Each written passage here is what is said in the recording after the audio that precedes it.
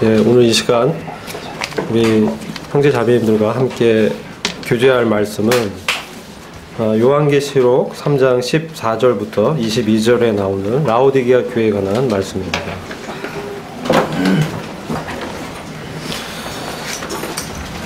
저희가 한 10시간 넘어서 요한계시록 2장부터 3장까지 7교회를 살펴보고 있습니다.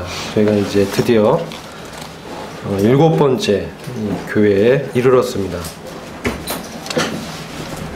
여러 차례 저가 말씀드렸지만 요한계시록 2장과 3장에 나오는 7교회는 시대적으로도 분명히 당시 소아시아 지역에 존재했던 교회이면서 동시에 교회들의 모든 영적인 상황을 대표하고 있는 교회들입니다. 또한 이 교회에는 제가 분별하고 또 그 형제님들이 분별하는 바는 구원받지 않은 분들도 섞여 있는 기독교계를 말씀한다고 분별이 됩니다. 오늘 특별히 라오디게아 교회 같은 경우 주님께서 이 문 밖에서 문을 두드리는 그런 모습으로 주님이 나타나 계십니다. 주님이 문 밖에 두드리는 교회의 머리 대신 교회의 주인이신 우리 주님께서 교회 문 밖에서 두드리고 있는 이 안타까운 이 장면을 저희가 보게 되는 것입니다. 참으로 현대에도 말세에 주님을 주로 영접지 못하고 주님을 등한시 여기고 주님의 임재가 떠나버린 교회의 이 상태를 저희가 보게 됩니다. 계시록에 나와 있는 7교회를 저희가 대하면서 우리 주님은 어떤 분이신지 주님께서는 항상 주님의 어떠하심을 먼저 말씀하시고 그 교회의 잘한 부분을 칭찬하시고 또 잘못한 부분을 책망하십니다. 그리고 그 교회에 합당한 주님의 치료 방책을 말씀하시고 귀 있는 자들에게 권고하시고 부탁하시면서 항상 그 말씀을 마치는 그러한 형식이 동일하게 되고 있습니다. 그런데 주님의 칭찬이 없는 교회가 두 교회가 있는데 라오디게아 교회가 바로 주님의 칭찬이 없는 이 교회들 중에 하나입니다.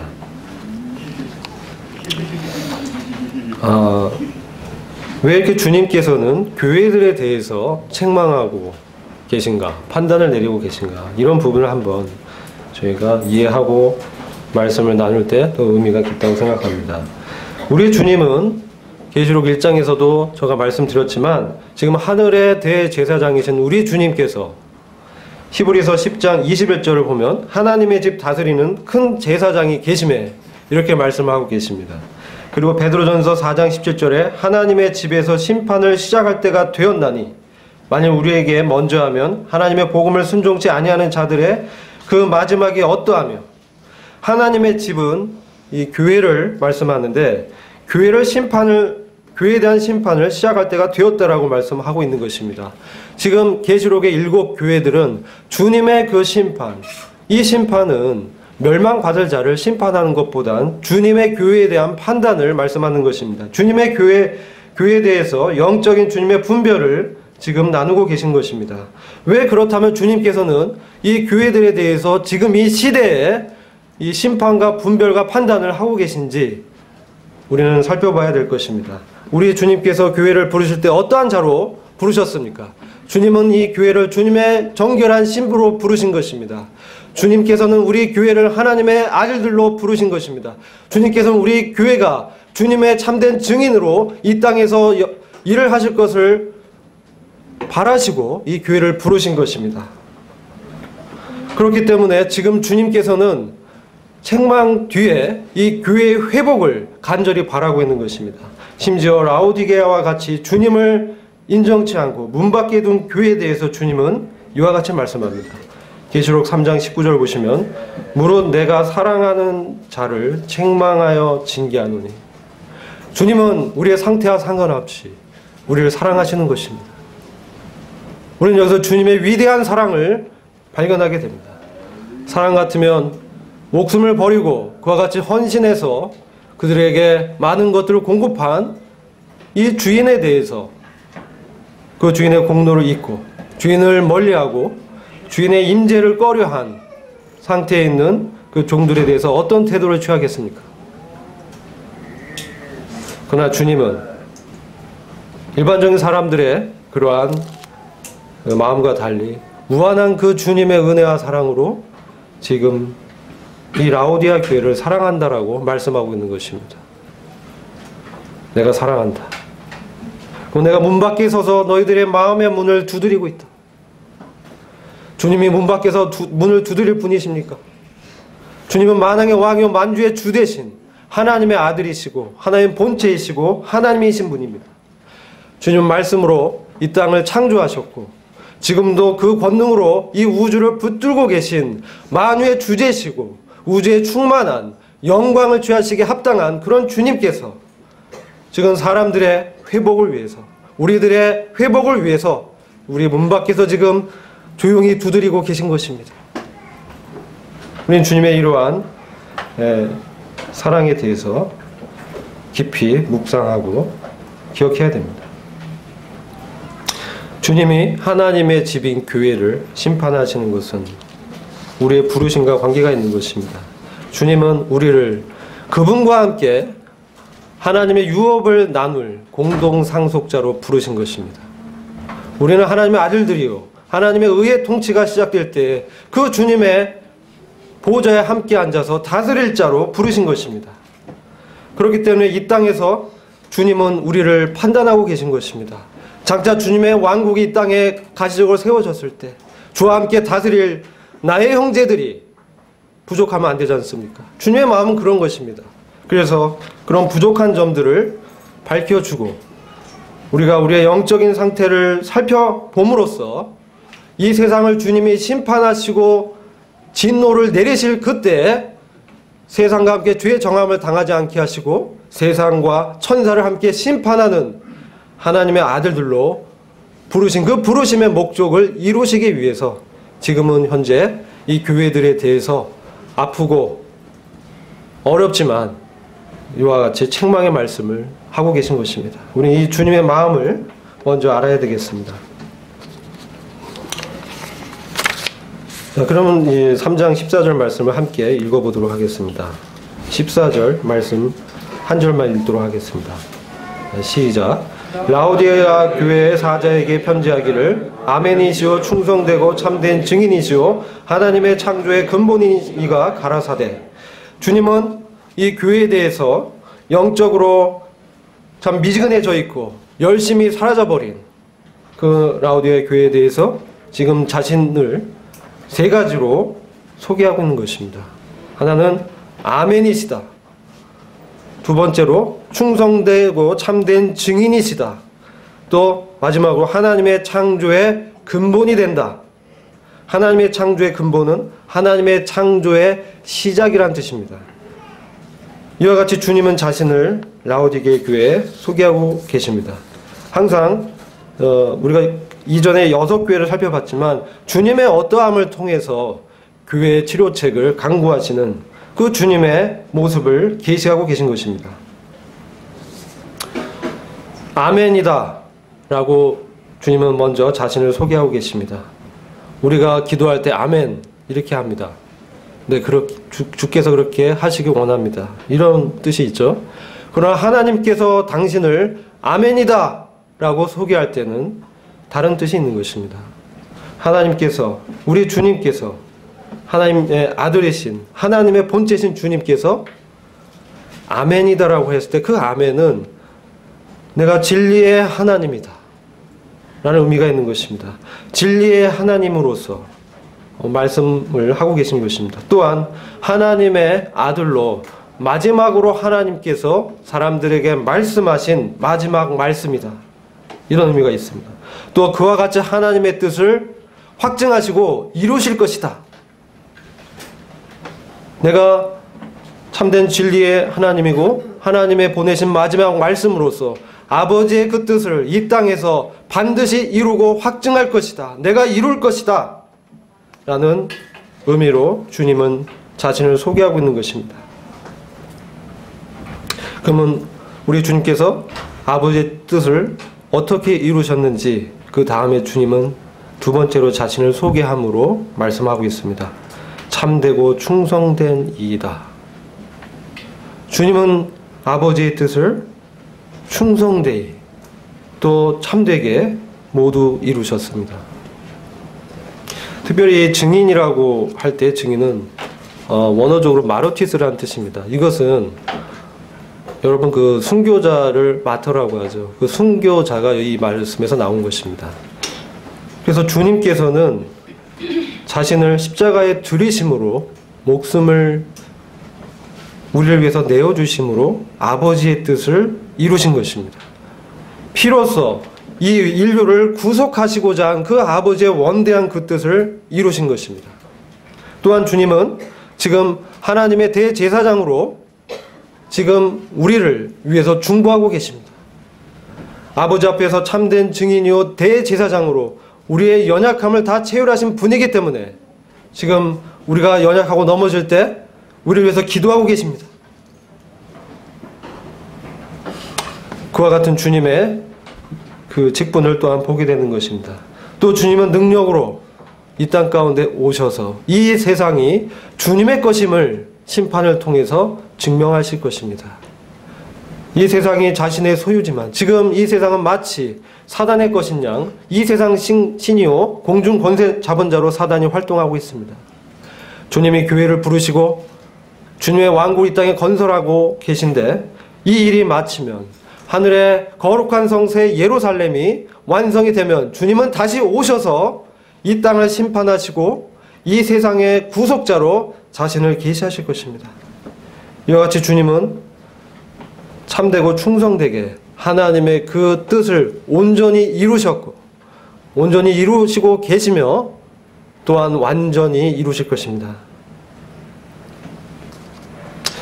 그 다음에 우리 주님께서 하나님의 창조의 근본이시다라고 당신을 소개하고 있습니다. 하나님의 창조를 시작하신 분이다. 이 말씀을 이렇게 대하면서 우리는 참 깊은 의미가 있음을 짚어보고 이 말씀에 대해서 깊이 상고를 해야 될 필요를 보게 되는 것입니다. 여기서 말하는 하나님의 창조는 천지 만물을 창조하신 그 창조를 말할 뿐만 아니라 그 창조할 때 주님께서 태초의 말씀으로 하나님이 창조하실 때 말씀으로 그 창조의 사역에 함께 하셨습니다. 성령께서 또한 함께 하셨습니다. 삼위일체 대신 아버지, 아들과 성령이 이 창조의 사역을 함께 하신 것입니다. 그러나 여기서 특별히 말씀하고 있는 하나님의 창조의 시작이다라고 했을 때 교회에 대해서 이 말씀을 할 때는 영적인 새 창조를 또한 말씀하고 있는 것으로 분별을 하는 것입니다. 허물과 죄로 죽어 있었던 이 인생들에게 찾아오셔서 그리스도 안에서 피로 우리를 구속하시고 우리를 새로운 피조물로 창조하신 것입니다.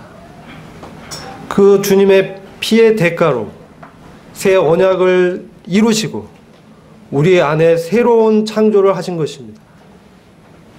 그래서 주님은 특별히 이와 같이 영적으로 어두운 상태에 있는 주님을 떠나버린 주님의 임재를 귀히 여기지 않고 세상의 물질적인 번영과 가치관에 사로잡힌 이 라오디게 교회에게 자신을 내가 바로 너희의 생명을 시작한 너희를 다시 태어나게 한 너희의 마음과 영 가운데 다시 역사에서 너희의 죽은 영혼을 살린 내가 바로 그 창조를 시작한 하나님으로 자신을 계시하시고 있는 것입니다.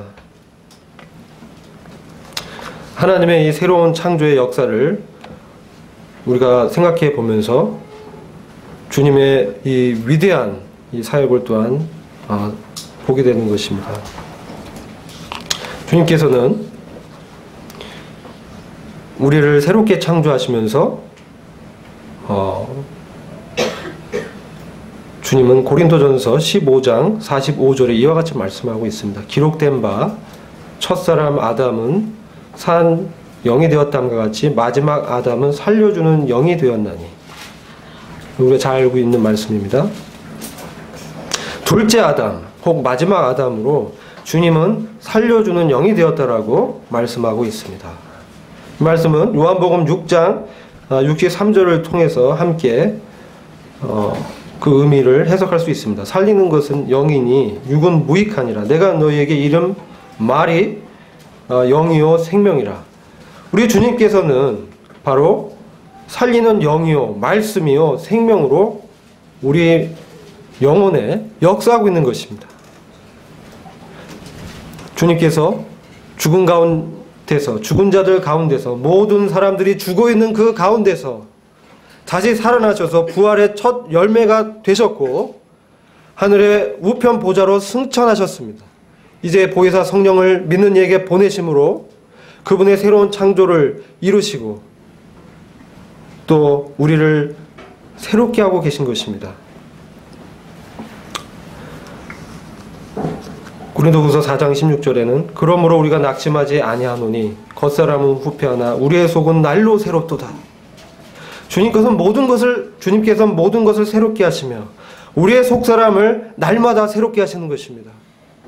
저는 이 말씀을 대하면서 주님이 어떻게 우리의 이 속사람을 날마다 새롭게 하며 우리를 살려주고 계신지, 어떻게 역사하고 계신지 참 말씀 묵상하면서 누가복음 24장에 나오는 엠마오로 가는 두 제자를 주님이 어떻게 회복시키는지 그 주님의 회복의 그 사역을 보면서 이 말씀의 의미가 깊다고 생각이 되어졌습니다.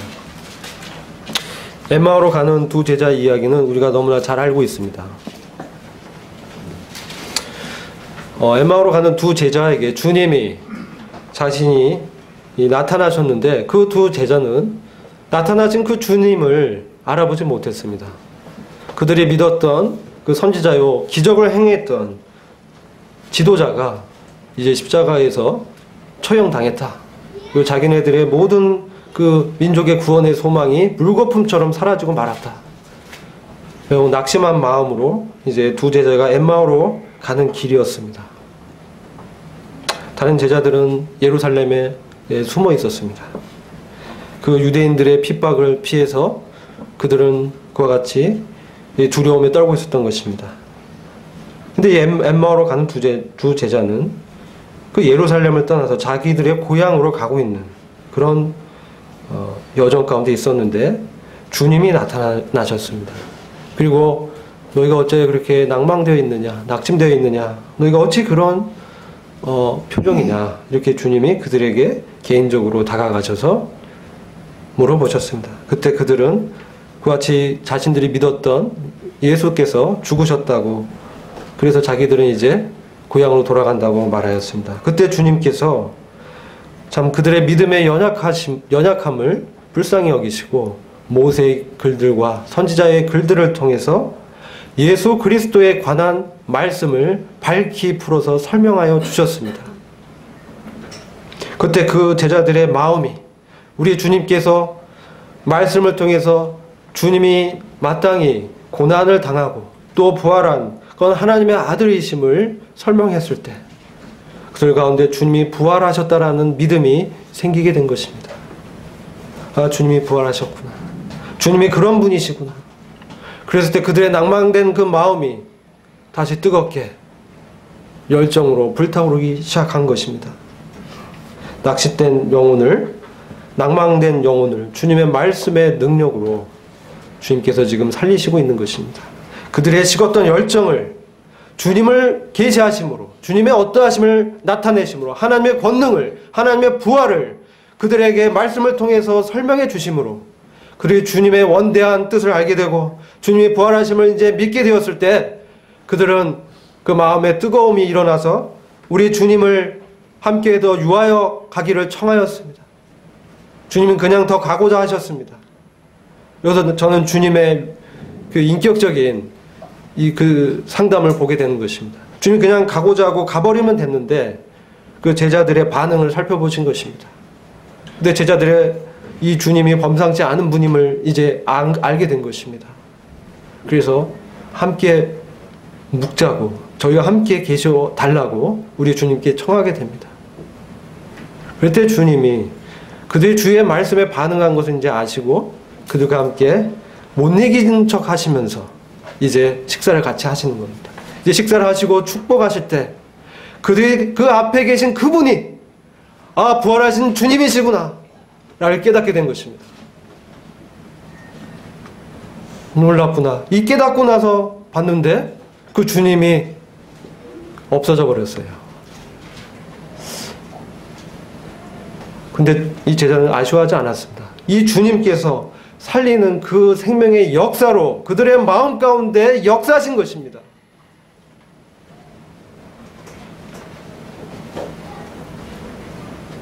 말씀을 통해서 그들의 식었던 열정을 다시 일으켜 주셨습니다. 그래서 이 제자들이 이 낭망된 마음을 벗어버리고 이제 그들을 핍박한 그 유대인들이 가득 찬 이 예루살렘 성으로 다시 발길을 돌리게 됩니다. 예루살렘에 가면 어떤 일이 있을지를 잘 알고 있습니다. 주님을 십자가에 못 박은 그 유대인들이 살기등등하게 제자들을 잡아서 핍박하는 그것이 뻔한 사실이었습니다.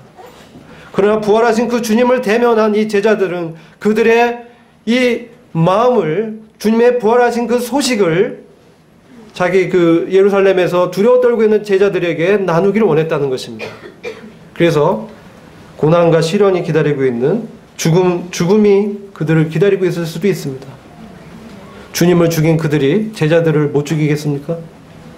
그러나 그 두려움을 떨쳐버리고 종교인들이 가득 찬 선지자들을 그동안 죽여온 사단의 회가 있는 그 예루살렘으로 돌아갑니다. 그래서 형제들에게 우리가 길에서 우리 부활하신 주님을 만났습니다. 참으로 주님은 부활하셨습니다. 이렇게 증거를 한 것입니다. 이렇게 그들은 참되고 충성된 우리 주님을 만남으로 다시 증인의 일을 하고 있는 것입니다. 이것이 바로 주님의 새로운 창조의 이 역사를 어떻게 나타나고 계신지를 잘 설명해 주고 있다고 생각이 되어집니다. 시간이 지나고 주님을 주로 고백하고 또 세월이 지나면 우리가 어느덧 이 매너리즘에 빠지고 예전과 같이 주님을 뜨겁게 섬기지 못하고 이 세상의 이 번영과 이 세상의 가치관에 어느덧 이 마음이 조금씩 뺏기고 있는 것들을 보게 됩니다. 빌라델피아 교회에선 주님이 어떻게 나타났습니까? 작은 능력을 가진 그들에게 주님은 전부였습니다. 주님이 그들에겐 전부였습니다. 근데 라우디에 교회는 어떻습니까? 주님 전부가 아닙니다. 세상의 이 철학, 가치관, 그들의 물질적 번영이 그들의 영적인 눈을 멀어버리게 한 것입니다. 또 믿음이 분명치 않은 자들이 또 교회에 들어와서 교회 간증을 어지럽히고 있었던 것입니다. 그래서 주님이 이들에 대해서 미지근하니 내가 도저히 못 참겠다. 내가 토해내버리겠다라고 이들에게 경고하고 계시는 것입니다. 너희가 회개치 않고 열정을 회복지 않는다면 내가 다시 왔을 때 너희를 데려가지 않겠다. 너희를 토해내버리겠다. 라고 경고를 하고 있는 것입니다. 우리 이 말씀에서 그들의 어떤 구원 여부를 떠나서 주님의 마음과 경고를 그렇게 하고 계신다는 측면을 살펴봐야 됩니다. 주님은 이와 같이 주님의 영, 주의 성령을 통해서 속사람을 능력으로 강건케 하시고 날마다 새롭게 하고 계신 것입니다. 그 영광의 풍성을 따라 그의 성령으로 말미암아 너희 속사람을 능력으로 강건케 하옵시며 에베소 3장 16절에 주님은 이렇게 말씀하고 있는 것입니다. 에베소 3장 16절 잠시 같이 보시겠습니다.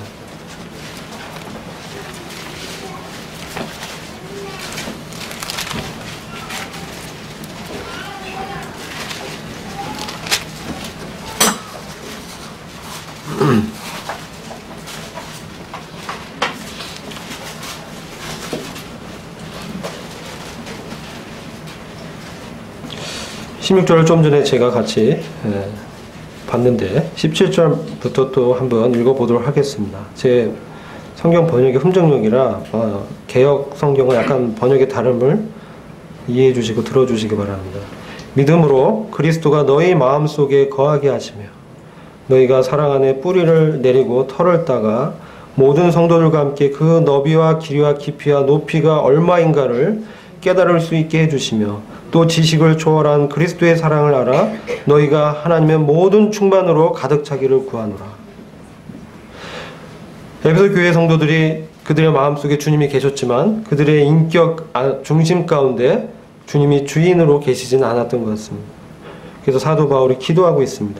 성령께서 너희 속사람을 능력으로 강하게 하시고 또 믿음을 분명케 하시고 주님의 믿음으로 그리스도가 너희 마음속에 참된 주인으로 역사하게 달라고 지금 기도하는 것입니다.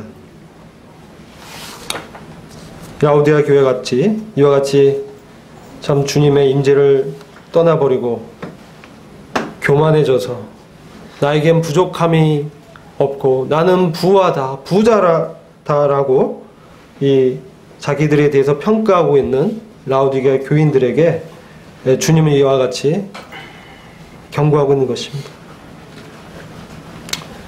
주님의 당신은 어떠하심을 나타내고 계십니다. 하나님의 창조의 시작이다. 새 역사를 시작하셨다. 새 언약을 통해서 이들을 새롭게 하시고 또 주님이 장차 이 땅에 오셔서 주님의 의로 통치하는 그 왕국을 시작하실 분으로 주님은 당신을 또한 계시하는 것입니다. 의로 통치하는 그 왕국. 그리고 주님께서 그 거룩한 성 새 예루살렘을 완성하시고 이 땅 가운데 새 하늘과 새 땅을 여시는 시작하는 분으로 주님을 자신을 이렇게 소개하고 있는 것입니다. 그래서 주님에 대해서 잊혀져 가고 세상의 물질과 또 인본주의와 다원주의 철학이 들어와서 주님을 떠나버린 이 라오디게아 교인들에게 주님이 어떤 분인지를, 주님의 새 언약이 어떤 것인지를, 주님의 창조의 이 섭리가 어떠함을, 그 영광의 위대함이 어떠한 것인 것을 주님을 소개하고 있는 것입니다. 그래서 그들이 이 주님의 위대한 영광을 보고 다시 이 새 언약의 능력 있는 일꾼으로 회복되어지기를 간절히 바라는 주님의 마음을 이 라오디게아 교회를 통해서 보게 되는 것입니다.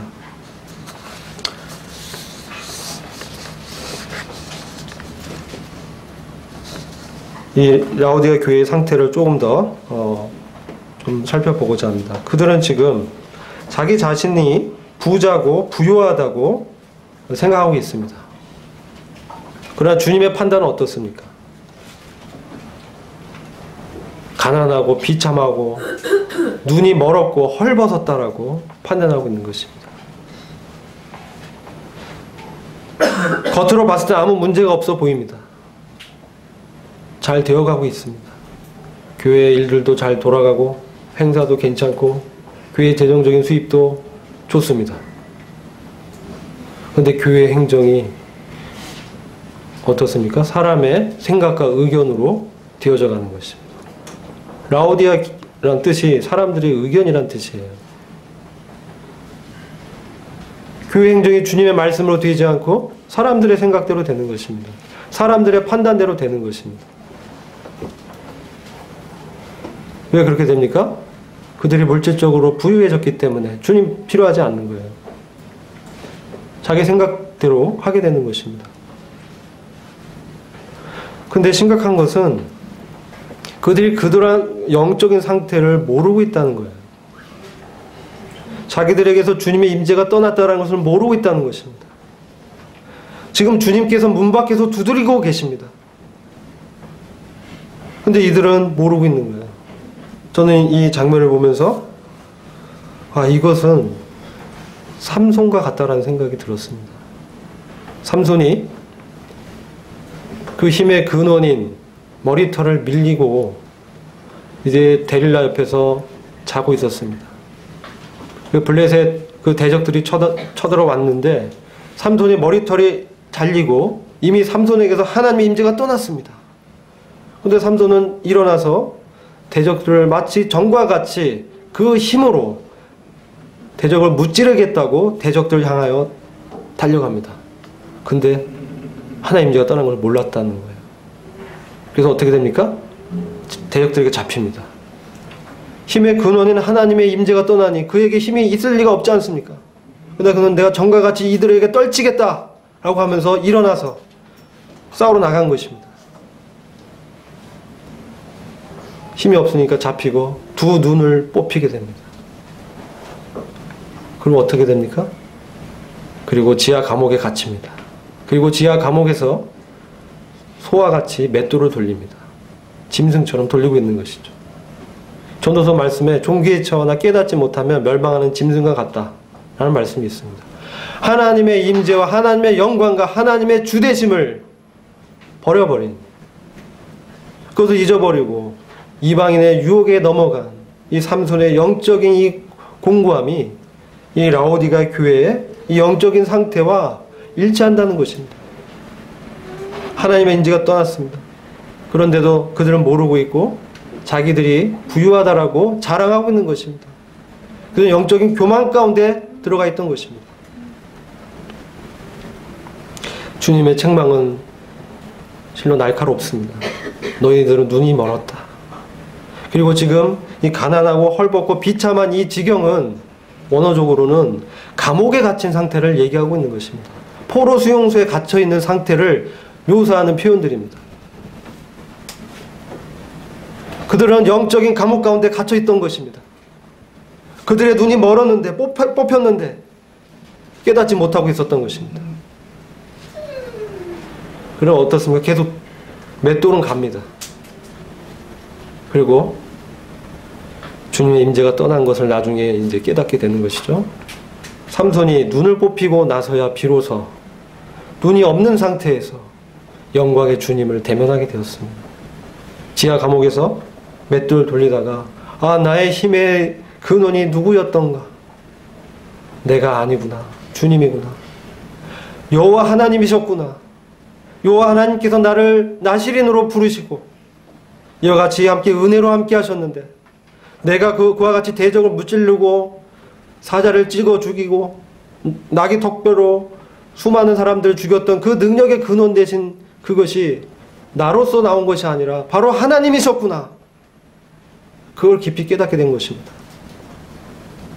주님과 비로소 사귐의 깊은 가운데 들어가게 된 것입니다. 그때 삼손은 겸손해졌습니다. 그래서 그는 맷돌을 돌리지만 주님께 회개를 하고 때를 기다렸습니다. 머리털이 자랐습니다. 이제 그 다곤 신의 축제에 삼손을 조롱하고자 불러냈을 때 자기를 이끈 소년에게 이 전에 다곤 신전에 기둥이 있는 곳으로 자기를 안내해달라고 합니다. 그 기둥을 사람의 힘으로 무너뜨릴 수 없는 커다란 기둥이었습니다. 그 마지막 주님께 기도합니다. 주님, 단 한 번만 저에게 힘을 주옵소서. 내 눈을 뽑아버린 이들을 저와 함께 죽게 하옵소서. 비로소 주님의 그 위대하심을 철저하게 인식한 그는 그의 능력의 근원이 되신 주님께 그와 같이 기도하는 것입니다. 그리고 그 주님께서 들어주실 것을 믿으면서 기둥을 밀었을 때 그가 생전에 죽인 그 블레셋 대적들보다 훨씬 더 많은 수를 죽이고 그는 순교를 한 것입니다. 그래서 히브리서에서 믿음의 영웅으로 삼손을 당당히 블레셋 대적을 무찌르고 순교한 자로 이름이 기록되어 있는 것입니다. 지금 라오디가 교회는 삼손이 지하 감옥에 갇혀서 그 맷돌을 돌리는 그런 영적인 상태에 있는 것입니다. 원어상으로 똑같습니다. 지하 감옥에 포로 수용소에 갇혀있는 상태인데 그걸 깨닫지 못하고 있는 것입니다. 어떻게 하면 이들이 깨달을 수 있을까요? 주님은 그들에게 권고하고 있습니다. 사랑으로 그들을 책망하며 부드럽게 문을 두드리고 계십니다. 주님 참으로 실로 인격적인 분이신 것입니다. 똑똑똑. 주님이 힘이 없으십니까? 주님의 호흡으로 집을 무너뜨릴 수 있는 분이십니다. 말씀으로 천지를 지으신 분인데 그분께서 혹여나 이 문이 잘못될까봐 너무 시끄럽지 않게 똑똑똑 녹화하고 있는 것입니다. 주님의 그 마음을 알고 자신의 상태를 깨닫기를 원하는 것입니다. 문을 열고 주님을 영접한 자들에게 주님이 그의 안으로 들어가서 그와 함께 먹고 그와 함께 마시는 주님과 깊은 친밀한 친구의 교제 가운데로 들어가겠다고 하시는 것입니다. 그렇게 됐을 때 엠마오 도상의 두 제자처럼 또 지하 감옥에서 주님의 임재를 추구했던 삼손처럼 다시 회복의 역사가 있는 것입니다. 주님 바로 그러한 창조의 시작이신 분입니다. 주님의 어떠하심을 지금 라오디게아 교회에게 인격적으로 주님은 말씀하고 있는 것입니다. 그래서 다시 이들이 새 언약의 능력 있는 일꾼으로 조문을 지킴으로 주님을 기쁘게 하는 것이 아니라 주님이 주시는 그 능력으로 섬기는 주님께 온전히 순복된 주님을 사랑하는 주님과 인격적으로 깊은 친구의 교제 가운데 들어간 주님의 비밀한 마음을 깨달은 자로 회복되기를 원하시는 것입니다. 아브라함 같은 나의 친구에게 내가 소돔성과 고모라성의 멸망의 심판의 비밀을 알리지 아니하겠느냐. 그러면서 하나님의 심중의 비밀을 심판의 비밀을 아브라함에게 얘기를 하게 되는 것을 우리는 창세기에서 보게 됩니다. 그와 같이 친구의 친밀한 교제 가운데 들어간 자들에게 주님은 어떤 약속하십니까? 주님과 함께 주님의 보호자에 앉아서 함께 통치를 할 것을 약속하시는 것입니다.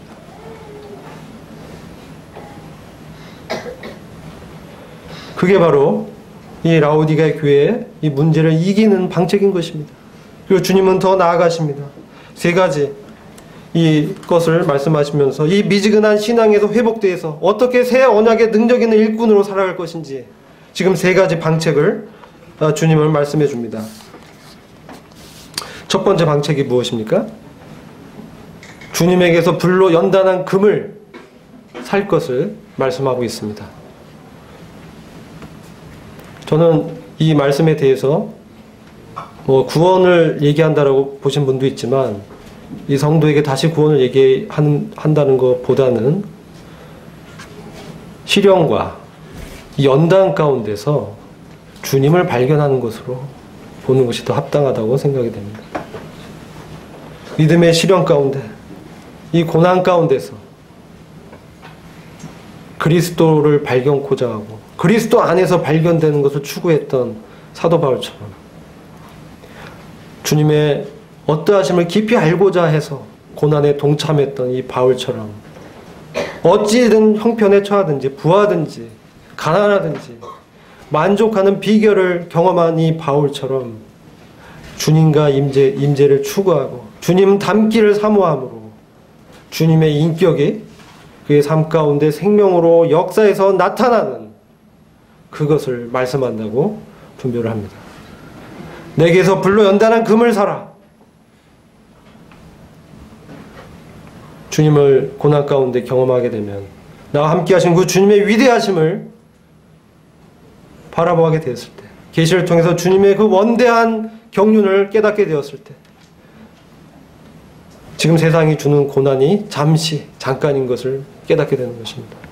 이 세상은 멸망할 것입니다. 불로 태워질 것입니다. 그래서 주님의 영광의 임재가 있는 하나님의 왕국이 건설될 것입니다. 그 나라에 주님이 나를 함께 동역자로 부르시는구나. 얼마나 놀라운가. 이 하나님과 함께 되는, 하나님과 하나 되는, 주님과 같이 되는 위대하고 전능하신 그 하나님의 속성이 나에게서 나타나는 이것이 얼마나 영광스러운 것입니까? 죄의 몸을 벗어버리고 이 지긋한 육신을 벗어버리고 주님과 같이 영원히 있게 되는 이 소망이 얼마나 위대한 복된 소망입니까? 아멘. 주님께서 지금 영적으로 참으로 어려운 지경에 있는 이 라우디게 교회 성도들이 이와 같이 새 언약의 능력 있는 일꾼으로 바울처럼 회복되기를 원하시는 것입니다. 이와 같이 주님과 함께 동행하게 되었을 때 두 번째로 말씀하는 것이 무엇입니까? 내게서 흰옷을 사라고 말씀하고 있는 것입니다. 아이러니하게 라우디게 교회는 은행업과 그 섬유업이 발달한 그 도시였어요. 그래서 금을 거래하고 양털을, 그 검은 양털을 이렇게 팔았습니다. 아주 질이 좋았어요. 근데 지금 그 라우디게 지역의 특산품이 그러한데 주님은 자신에게서 정제된 금과 같은 인격을 은혜로 주시는 것입니다. 고난 가운데 있을 때 주님이 은혜로 공급하시는 것입니다. 내가 너에게 이른 말이 영이요 생명이라. 살리는 것은 영이니 육은 무익하니. 주님의 말씀이 역사하는 것입니다. 이 흰옷은 성도의 옳은 행실입니다. 요한계시록 20장에 보면 세마파 옷을 지어서 교회 정결한 신부에게 입히는 것이 나오는데 그 흰옷이 바로 성도의 의, 성도의 옳은 행실입니다. 그래서 이와 같이 주님과 함께 새 언약의 능력 있는 일꾼으로 주님이 날마다 새롭게 하는 것을 경험하면서 우리 삶 가운데 주님의 의가 된 삶이 나타나는 것입니다. 그럴 때 지금 우리는 참 연약한 지경에 있을 수 있습니다. 때로 넘어지고 그렇지만 주님은 우리를 그 낮은 수준에서 만족하지 않으십니다. 주님은 주님의 믿음의 장성한 분량까지 우리의 삶 가운데 주님의 거룩과 의가 실제로 나타나는 믿음의 실제가 되는 것을 지금 말씀하는 것입니다. 주님과 함께 되는 그것을 사모하는 자들에게 주님이 문을 두드릴 때 나의 것을 내려놓고 내 생각을 접어버리고 내 뜻을 접고 하나님의 말씀의 그 권위 앞에 바르게 섰을 때 그 음성에 들리게 되는 것입니다. 그렇게 되었을 때 주님이 참 나의 왕이시고 나의 주님이십니다. 주의 뜻대로 행하시옵소서. 그때 주님께서 성령으로 인도하십니다. 유대인들이 모압 평야에서 그 모세에게 마지막 언약을 받습니다. 그것은 팔레스타인 언약이라고 하는데 그것은 가나안 지경에 이스라엘의 백성들이 들어가는 그것을 하나님께서 언약하시고 또 그들이 그 언약 가운데서 백성들이 하나님을 사랑하고 선택하면 순종하면 복을 더해주겠다라는 약속을 하고 계십니다. 그런데 여기서는 특별하게 하나님의 통치의 섭리가 있습니다. 그래서 그들이 하나님을 버리고 떠날 것을 하나님께서 모세에게 알려주셨습니다. 그러나 그들이 고토로 다시 그들을 회복시켜서 돌아오게 만들겠다고 하나님 말씀하십니다. 그들이 이방 열방들 가운데 흩어져 있었을 때 하나님께서 그들의 마음 가운데 하나님의 은혜와 하나님의 임재를 사모하는 마음을 기억나게 하고 회복시켜 줄 때 그들이 이제 마음을 돌이켜서 하나님께로 돌아오게 되는 역사를 주님이 예비해 놓으신 것입니다. 그리고 그들이 하나님을 사랑해서 하나님을 섬김으로 율법의 모든 것을 지켜 행할 수 있도록 그들의 마음 가운데 하나님의 성령으로 신비의 말씀을 새기겠다고 말씀하고 있습니다. 이게 신명기 30장에 기록되어 있습니다. 이것이 무엇입니까? 로마서 8장에 육신으로는 하나님을 절대로 기쁘게 할 수 없나니 성령의 인도함을 쫓는 자만이 하나님을 기쁘게 할 수 있다. 성령을 쫓아 행할 때 율법의 요구를 이루어지게 한다라고 말씀하고 있습니다. 이스라엘 민족에게 우리 주님께서 그들의 마음 가운데 먼저는 고난을 통해서 그들의 영적인 실상을 깨닫게 하시고 그들의 눈이 멀어져 있던 상황을 그들의 눈을 수건으로 가려져 있는 그 상황을 깨닫게 하시고 우리 주님이 바로 하나님의 아들이시고 부활하신 능력의 주님이시구나. 이제 그것에 대한 믿음을 주시는 것을 보게 되는 것입니다. 그들의 마음을 살같이 연하게 하시고 하나님의 성령의 역사로 이제 말씀을 순종할 수 있는 이런 속사람을 능력으로 강건케 하는 역사가 예언되어 있습니다. 이것이 새 언약입니다. 이 새 언약을 주님께서 고린도전서 11장에 자신의 피로 세우겠다라고 말씀하셨습니다. 주님의 피로 십자가의 구속 사건을 통해서 이 새 언약이 이루어진 것입니다. 그래서 이 교회는 지금 이 새 언약을 맛보고 있습니다. 우리 안에 성령께서 우리 인도해 가십니다.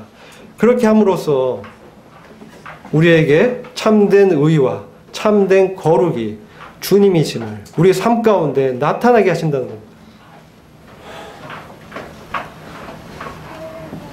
나의 것이 있을 때 우리 주님의 음성을 순종치 않습니다. 내가 내 힘을 의지해서 하려고 할 때 한계가 있습니다. 그러나 그 율법의 요구를 초월해서 생명의 성령의 법으로 행하게 하는 이 새 언약의 능력 있는 일꾼으로 주님 우리를 부르신 것입니다. 그래서 우리가 이런 삶을 주와 함께 동행하면서 나타내므로 주님이 우리 안에 사심으로 주의 생명이 나타나게 하심으로 우리를 주님의 그 어미한 말씀에 우리가 자발적으로 주님을 사랑하는 마음으로 순종하게 되었을 때 우리가 주님의 그 의로운 세마포 옷을 입게 되는 것입니다. 그리고 마지막으로 내게서 안약을 사서 눈에 바르라고 말씀합니다. 라오디가 교회는 안약으로 유명한 지역이었어요. 안약을 만드는 재료 기술이 굉장히 발달했습니다. 그런데 그들이 아무리 안약을 발라도 그들의 눈은 멀어 있다는 것입니다. 이것은 무엇입니까? 바로 성령의 통찰력입니다. 이 바르다라는 것은 성령의 사역입니다. 성령께서 그들의 영적인 실상을 보게 하시고 우리의 영적인 실태가 어떤지 우리가 주님으로부터 지금 열심을 잃어버리고 이제 나의 생각대로 행하고 세상에 빠져 있을 때 우리의 마음을 다시 새롭게 하기를 원하시는 겁니다. 마음을 새롭게 하여 변화를 받아 하나님의 온전하신 뜻이 무엇인지를 분별하도록 하라고 로마서 12장 2절에서 말씀하고 있지 않습니까? 우리가 성령의 음성에 순종할 때 우리 마음을 드릴 때 성령께서 우리 영적 실상을 보게 하십니다. 우리에게 필요한 것은 많은 것이 아닙니다. 바로 문을 두드리고 계신 주님의 음성입니다. 그 주님의 음성에 우리가 순종하는 것입니다. 그런 자에게 주님이 이 땅에 오셔서 주의 보좌를 세우실 때 영광스러운 그 영광의 승리의 대열에 우리가 함께 서게 하겠다. 그 보좌에 앉혀주겠다라고 말씀합니다. 내가 이기고 아버지 보좌에 앉아있는 것처럼 너희 또한 그렇게 나의 보좌에 앉게 하겠다. 이 땅에 주님의 왕국이 세워질 날이 가까우고 있습니다. 주님 곧 오셔서 우리를 이 세상에서 건져내시고 주님의 영원한 거룩한 성 새 예루살렘으로 들어가게 하실 것입니다. 그래서 이 땅 가운데 우리는 주님과 함께 통치하는 그 영광을 주님과 함께 하게 될 것입니다. 그런 자로 우리를 부르신 것입니다. 우리를 주님의 영광의 찬송이 되게 하시겠다라고 에베소 1장에서 말씀하고 있는 것입니다. 어떻게 우리와 같은 자가 주님의 영광의 찬송이 될 수 있습니까? 어떻게 우리와 같은 자가 주님의 기업이 될 수 있습니까?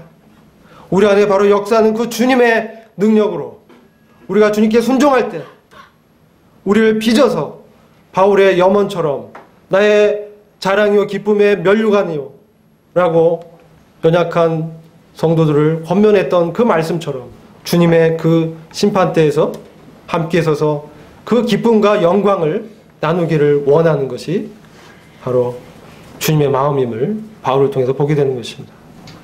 오늘 이러한 우리의 미지근한 신앙이 회복돼서 다시 새 언약의 능력 있는 일꾼으로 부르시는 주님의 이 음성을 함께 듣기를 원합니다. 기도하고 마치도록 하겠습니다.